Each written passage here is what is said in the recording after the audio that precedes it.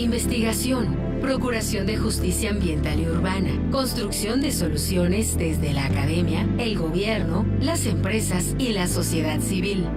La Procuraduría Ambiental y del Ordenamiento Territorial del Distrito Federal y el Instituto Mexicano de la Radio presentan Territorio Ambiental, pasión por el medio ambiente.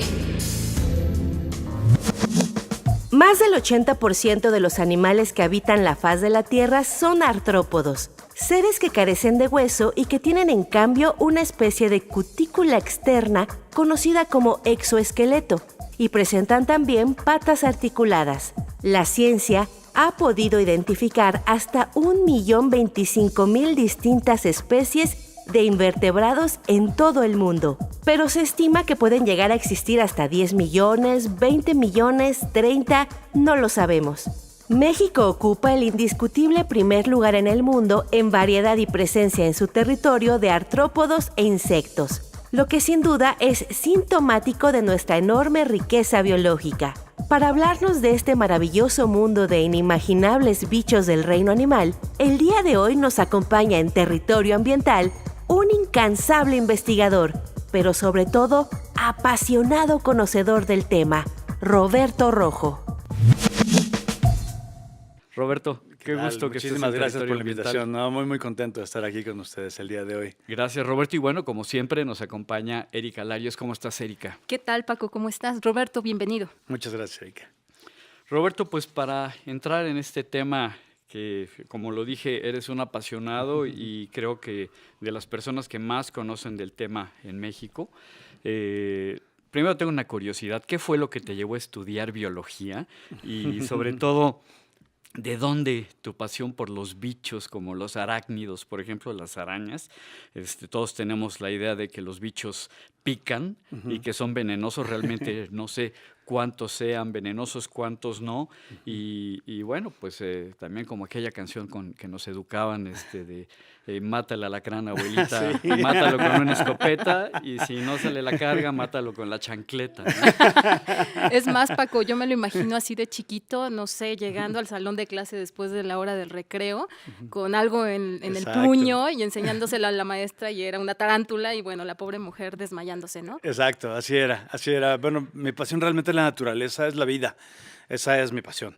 Y pues de muy pequeño había muy poquitos programas de naturaleza en la televisión. Había uno solamente, de hecho, que era de David Attenborough, que se llamaba La vida en la tierra y que pasaba los domingos. Lo recuerdo muy bien. Corría a la cama de mis papás, brincaba y ahí estaba la única tele de la casa y era el niño más feliz del mundo. Y ahí veía los leones, los elefantes y un montón de animales de todos lados.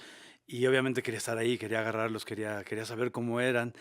Y recuerdo en el kinder que la maestra te pregunta siempre, ¿no? ¿Qué quieres ser de grande? Ah, policía, yo doctor, y yo no sé qué. Y cuando llegaban conmigo les decía yo quiero ser taxidermista. Oh. Y la maestra se quedaba, sí, ¿y tú? ¿Y tú qué más?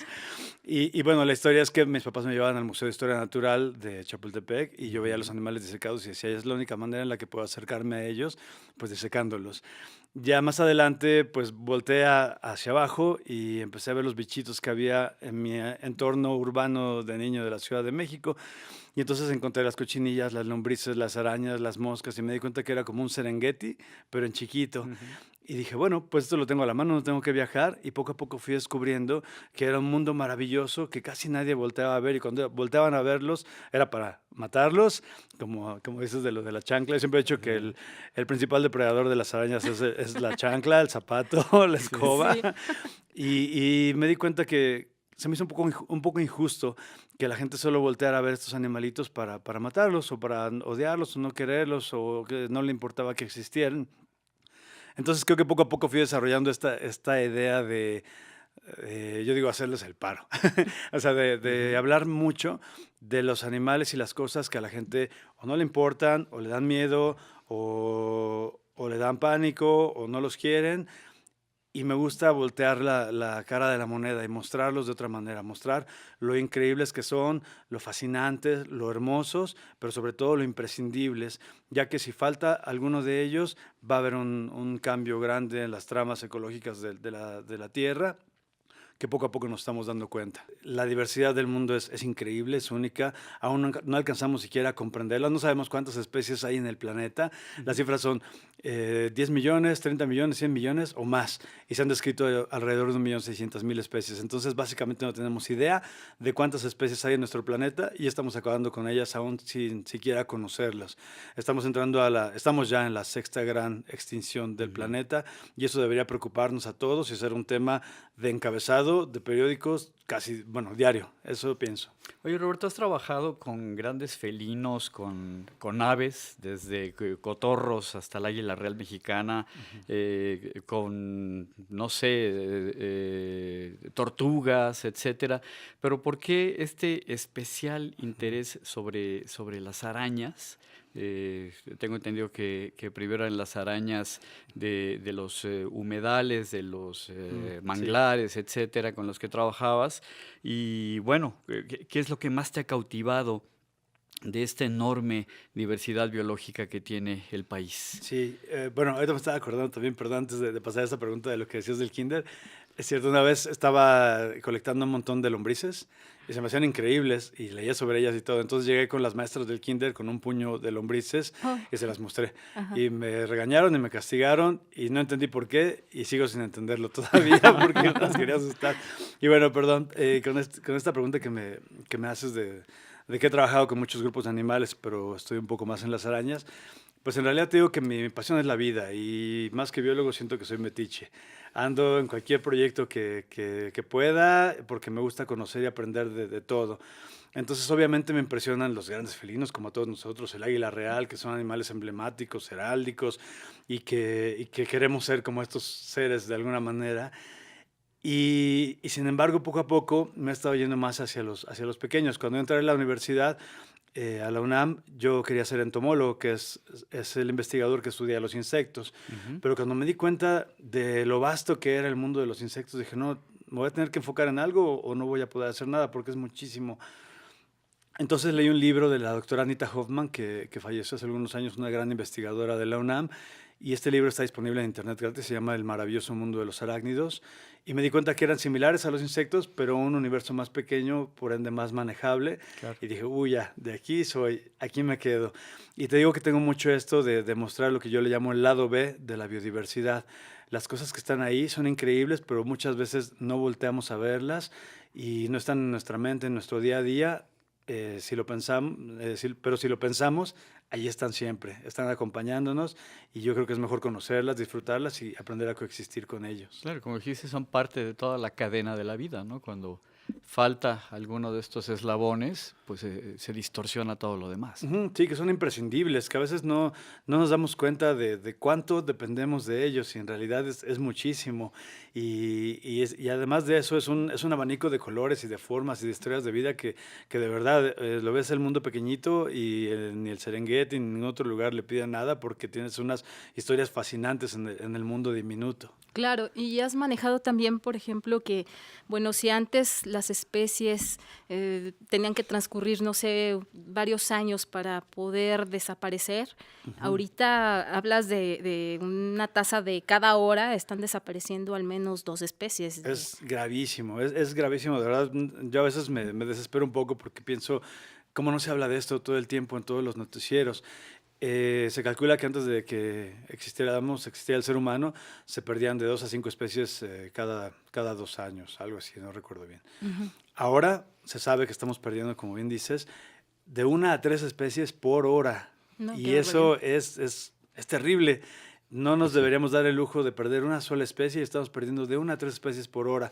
Y cuando la gente piensa en esto, se le hace imposible porque no está desapareciendo una jirafa, una ballena, pero en realidad la gran diversidad de la Tierra es en el mundo pequeñito y ahí es donde están desapareciendo la mayoría de las especies. ¿Y cuántas especies que ni siquiera hemos llegado a conocer, ¿no? O sea, el ritmo de la extinción puede ser mucho mayor a lo que pues somos capaces de conocer, ¿no? Sí, y muchas de estas especies que son importantes ya por el solo hecho de existir y de estar ahí, pues podrían brindarnos muchísimos beneficios a la humanidad. Se está haciendo ropa con telarañas, se están haciendo chalecos antibalas, se están encontrando curas para enfermedades, y se están construyendo edificios a partir de los modelos de los termiteros. Es decir, podríamos sacar muchísimo provecho y que además y que es solo importante que estén ahí estos animales. Ya eso ya es maravilloso. Y aún además de eso, podríamos tener muchísimos beneficios de que existan estas especies y no desaparezcan. Y tú como divulgador de este tipo de temas, de los temas científicos, de este, como decíamos al principio del programa, de este pequeño reino dentro del gran reino animal, ¿crees que se está haciendo el suficiente trabajo de divulgación? Tú mismo eres un gran divulgador de los temas que tienen que ver con esta parte de la vida, pero ¿crees que es suficiente o qué es lo que hace falta para que todos nos acerquemos a conocer, a apreciar y a proteger? No, pues antes que nada, muchísimas gracias por decir que soy un gran divulgador. Eso sería lo ideal, es lo que más me gustaría. Bueno, con respecto a tu pregunta, falta muchísimo por hacer. Es casi nulo. O sea, hay muchos esfuerzos muy grandes, pero todavía siguen siendo puntuales y muy esporádicos. Y falta muchísimo por hacer en cuestión de divulgación. De hecho, yo hice mi tesis con tarántulas en la costa de Chamela-Cuixmal, en Jalisco, un lugar hermoso. Y ahí me di cuenta que la gente que vivía fuera de la reserva, que es uno de los lugares mejor estudiados del país, por ahí han pasado cientos de investigadores y miles de estudiantes, y sin embargo la gente que vive afuera de la reserva, los pobladores, no tienen idea de lo que pasa dentro de la reserva. Entonces cuando supe esto me cayó como un balde de agua fría y me di cuenta que no es un problema de la gente que vive afuera, que no sepan del mundo, del lugar en el que viven, que es hermoso y los recursos que tienen, sino es un problema de los científicos que no salimos a contarles y a dialogar, ¿no? Y emocionarlos y enamorarlos del entorno en el que es. viven para que lo cuiden y lo cuiden bien y puedan tener un nivel de vida bueno, cuidando la naturaleza. Entonces, cuando me di cuenta de eso, dije, no, tengo que hacer algo, tengo que divulgar. También me ha tocado ver desaparecer muchos ecosistemas, me gusta mucho salir a muchas partes del país y de todos lados, y he visto desaparecer ecosistemas completos, selvas, bosques de montaña, bosques mesófilos, y dije, no, esto no puede pasar, y solo hay una forma de hacerlo, y es contándole a la gente, llegando desde un niño, un ama de casa, un maestro, un campesino, un político, todo el mundo debe saber de la belleza y fragilidad del mundo y cómo nos lo estamos acabando para poder enamorarse en primera, asustarse por la velocidad a la que estamos destruyendo todo, pero sobre todo ocuparse en que esto se detenga, que pare y que podamos cuidar la naturaleza como debe ser. Roberto, otra de tus actividades que más te apasionan es pues el sumergirte, el explorar cuevas subterráneas. ¿Desde cuándo te dedicas a esto? ¿Qué has encontrado? Platícanos de tus experiencias. Entré al mundo de las cuevas cuando ingresé al grupo de montañismo de la UNAM. Pues yo quería salir a la naturaleza a como diera lugar. Yo quería estar afuera, viviendo y sintiendo la naturaleza y el mundo en el que estamos. Y dentro de estos cursos conocí la espeleología, que es el estudio de las cuevas. En su raíz griega, grecolatina, espeleón, cueva, el estudio de las cuevas. Y me di cuenta de que son entornos que México es el primero a nivel mundial por muchas razones de cuevas. Tenemos unos paisajes subterráneos increíbles y maravillosos, únicos en el mundo, como Naica en Chihuahua, la cueva de los cristales gigantes. Tenemos la cueva más profunda del hemisferio en Huautla, en Oaxaca, con una cueva de más de 1,500 metros de profundidad. Tenemos la segunda más grande del mundo, que es la más grande inundada, a un ladito de Tulum, el sistema Dos Ojos, que tiene 310 kilómetros de galerías inundadas hermosas, que tienen restos de fauna de la edad de hielo y cosas increíbles. Y eso entre un montón de cosas. Y a México se le ha llegado a llamar el Himalaya de las cuevas por la diversidad que tenemos. Hace poco un grupo bajó, digamos, a una, pues no sé si llamarle altitud semejante a la del Everest, pero hacia abajo, ¿no? Pues hace la comparación en espeleología, es un poco diferente. La cueva más profunda del mundo está en Abjasia, en una república separatista rusa, en Georgia, y esa mide más de 2 kilómetros, 2.192 metros de profundidad, es lo más profundo del mundo. Okay. Obviamente no es bajo el nivel del mar, esto empieza en montañas y es ese, le llamamos potencial kárstico, y en México potencialmente tenemos una cueva más grande que no se ha descubierto todavía. Así. Es decir, tenemos una costra de roca caliza en las montañas de Oaxaca con cuevas súper profundas, pero que aún que nos darían un potencial tener la cueva más profunda del mundo, pero con varios amigos que lideran varias expediciones estamos en eso, probablemente está en México. Roberto, ¿y cómo te preparas? Porque para eso no solamente se necesita tener un entrenamiento físico, sino, y bueno, contar con el equipo adecuado, sino también condiciones, porque te estás enfrentando, por ejemplo, en las cuevas de Naica, son, me parece que 300 metros de profundidad. El calor que debe ser allá el calor abajo. entre 50 a 60 grados, me parece. De hecho, no se le, o sea, un ser humano no puede permanecer mucho tiempo ahí. ¿Cómo le haces para prepararte? El máximo en Naica que te permiten estar sin equipo especial es de 20 minutos máximo, no, 15, 20. Yo me quedé con un buen amigo que me invitó ahí, Jesús López, fotógrafo de National Geographic. Nos quedamos 23 minutos y salimos temblando, mareados. Con 20 kilos menos. Casi. Es que es 100% de humedad relativa. Esa es una cueva muy extrema. Sin embargo, en general, para las cuevas, pues sí tienes una preparación física, sobre todo técnica, porque vas a colgarte a 100, 200 metros de profundidad, pasar por lugares muy estrechos y también una preparación mental, porque estás en la oscuridad y a veces es muy fácil, nos decimos nosotros, mal viajarte. ¿Y qué me pasa si algo claro. llega a suceder aquí? ¿Cómo lo hacemos? Pero al final, la recompensa es que llegas a entornos hermosos, la mayoría de ellos sin explorar. Hay veces que bajas de tu cuerda, sucede muy a menudo en México, bajas de tu cuerda, volteas a tu alrededor y lo que ves no lo ha visto nunca el ser humano en su historia. Y así tenemos todavía miles de cosas por explorar en México. Entonces tienes una recompensa muy, muy gratificante y que tiene mucho que ver con el lado B de la biología, porque en México se conocen hasta ahora 952 especies,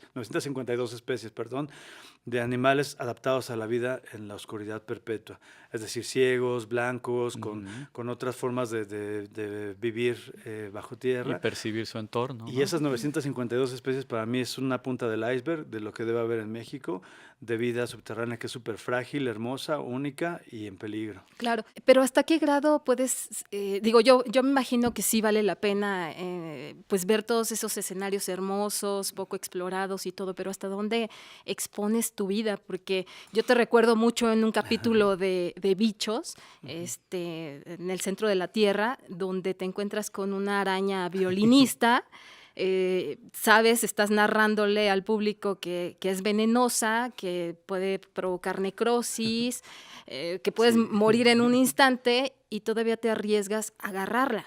Y por ahí salta y de repente te tuviste que hasta quitar la camisa porque al parecer la traías adentro de la ropa. ¿Hasta dónde es válido arriesgarse de esa manera? Ahí bajó el rating cuando me quité la camisa, ¿no?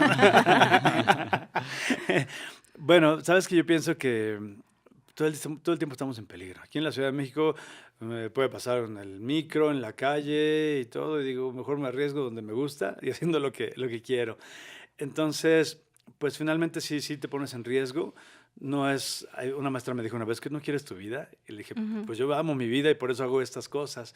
Y tampoco es mostrar qué tan macho soy, sino, por ejemplo, en este caso de la araña violinista, el objetivo era mostrar a la gente que a pesar de ser una araña muy peligrosa, no es mala, no me va a morder solo porque la tengo en la mano. Eso era lo que yo quería mostrar. Realmente se metió a mi camisa y sí me asusté bastante, sí. pero bueno, trato de hacer todo con un objetivo y de disfrutar la vida sin miedos. Es decir, si voy a bajar una cuerda a 200 metros, lo voy a hacer y me emociona y me da miedo y me gusta, pero lo voy a disfrutar, lo voy a vivir. Entonces es una forma de vivir la vida que creo que debería tenerla mucha gente porque es bien bonito. ¿Qué proyectos estás realizando ahorita? No sé, también para divulgar todos esos temas, que la gente conozca de una manera amable, accesible, pues todo este conocimiento en el que estás involucrado. Sí, pues bueno, ando siempre en un montón de proyectos, ando abriendo un montón de puertas y ventanas, siempre me gusta andar de Acabas de arriba regresar de Marruecos, por ejemplo. Por allá, sí, pues es esto, ¿no? Es conocer el mundo, vivir la vida y compartirla. Sobre todo yo pienso mucho eso, compartir. En la cuestión de divulgación, pues me di cuenta que los científicos tenemos que divulgar, pero en un lenguaje que sea accesible, que cualquier niño pueda entender, cualquier persona en la calle pueda entender. Y entonces me he tratado de convertir en este traductor de ciencia a un lenguaje que todo el mundo pueda comprender.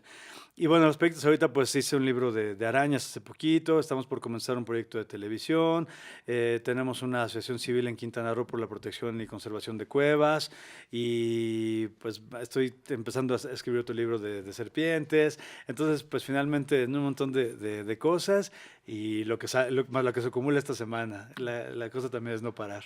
Muy bien.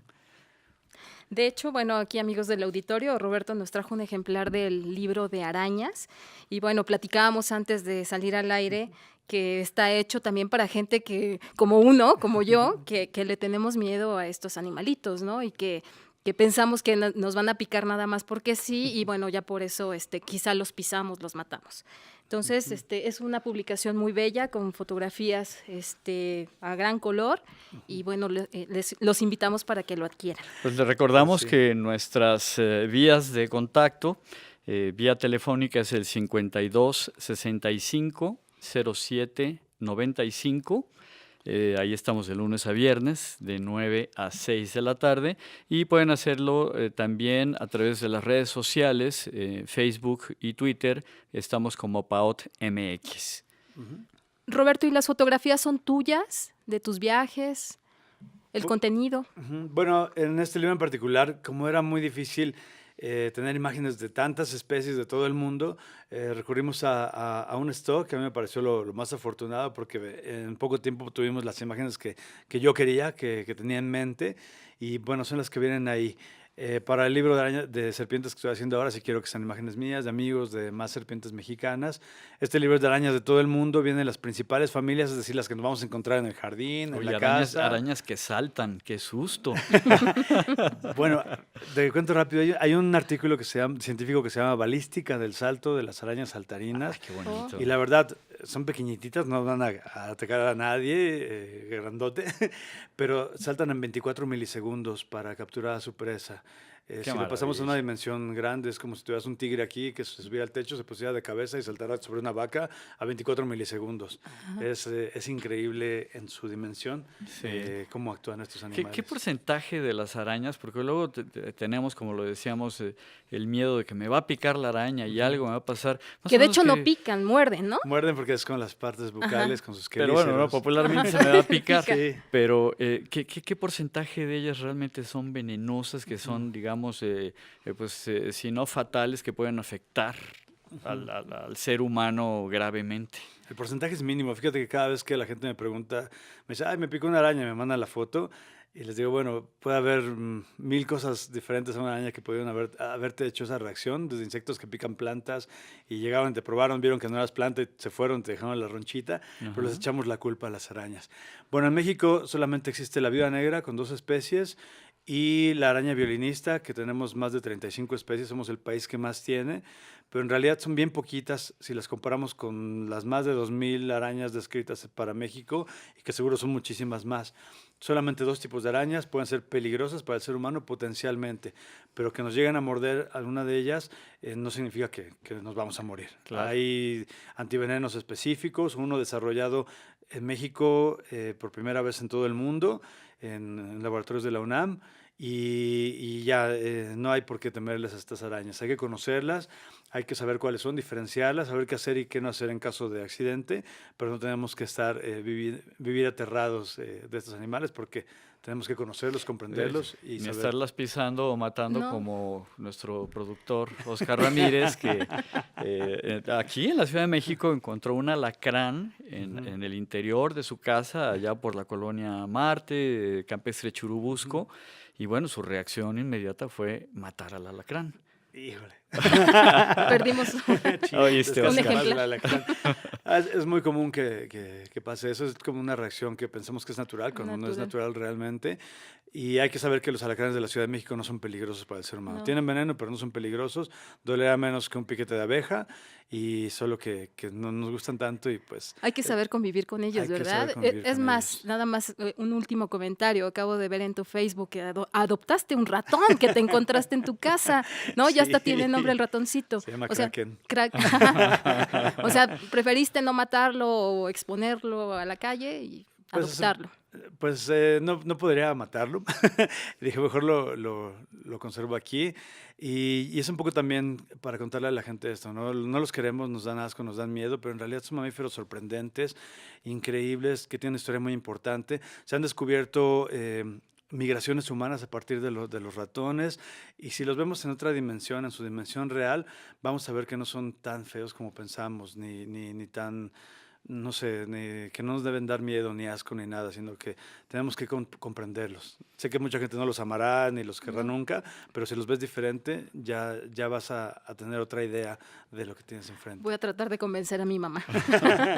Roberto, pues muchísimas gracias por contagiarnos este respeto, esta curiosidad también por conocer la vida no solo de los humanos, sino también de los seres vivos no humanos. ¿Dónde te puede encontrar la gente? ¿Dónde puede entrar en contacto contigo? Bueno, pues antes que nada, muchas gracias por la invitación. Me lo he pasado increíble, muy contento aquí con ustedes. Y estoy muy activo en Facebook. Tengo un fanpage que es con mi nombre, Roberto Rojo Fanpage. Y ahí subo contenidos diarios de todo campechaneado, desde bacterias hasta ecosistemas, metiendo chistes y todo para que sea agradable y la gente, aparte de divertirse, aprenda y conozca mucho sobre la biodiversidad del planeta. De verdad que hay cosas sorprendentes que pongo ahí. A veces cuando estoy buscándolas me impresiono de verlo y me gusta compartirlo. Excelente. Entonces en Facebook. En Facebook como Roberto Rojo Fanpage. Perfecto, Roberto. Muchísimas Queremos gracias. agradecerte muchísimo que hayas estado por acá. Y bueno, pues el espacio está abierto también para todos los proyectos nuevos que abras, pues que les demos divulgación, porque es muy importante que conozcamos la diversidad biológica de nuestro país, porque finalmente es nuestra riqueza material, nuestro capital natural, como se dice. Es nuestro único tesoro real. Si lo perdemos, nos quedamos sin nada y nos perdemos nosotros mismos. Y también somos los seres humanos parte de la biodiversidad. No somos ajenos a ella, somos parte de, y tenemos que comprenderlo de esta manera, vivir contentos, compartir y cuidar la naturaleza. Ahí tienen. Bueno, pues Erika, se nos terminó el tiempo de Territorio Ambiental y queremos agradecer a usted sobre todo y nos escuchamos la próxima semana. Hasta la próxima, Paco. Síguenos en las redes sociales, Facebook, Twitter y YouTube. Visítanos en www.paot.mx o comunícate al 52 65 07 80. La Procuraduría Ambiental y del Ordenamiento Territorial del Distrito Federal y el Instituto Mexicano de la Radio presentaron Territorio Ambiental, pasión por el medio ambiente.